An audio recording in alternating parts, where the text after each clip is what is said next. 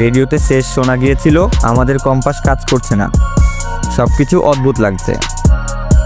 এরপর 5টা বিমান একসাথে হারিয়ে যায়। আরও অবাক করা ব্যাপার যে রেস্কিউ প্লেন তাদের খুঁজতে গিয়েছিল সেটাও মিলিয়ে যায় কোনো চিহ্ন ছাড়া। বিজ্ঞানীরা বলেন এগুলো আসলে বিশাল ঝড়, সমুদ্রের স্রোত কিংবা গ্যাস বুদবুদের কারণে ঘটে। কিন্তু রহস্যপ্রেমীরা মানতে চান না। তারা বলেন এখানে হয়তো আছে ডুবে যাওয়া আটলান্টিস শহরের গোপন শক্তি কিংবা ভিনগ্রহীদের বেশ। তাহলে সত্যি কথা কি? বারমুডা ট্রায়াঙ্গেলে কি শুধু প্রাকৃতিক বিপর্যয়, নাকি এর ভিতরে লুকিয়ে আছে এমন রহস্য যেটা এখনও দুনিয়া বুঝতে পারেনি? আপনার কি মনে হয়? কমেন্টে জানাতে বলবেন না।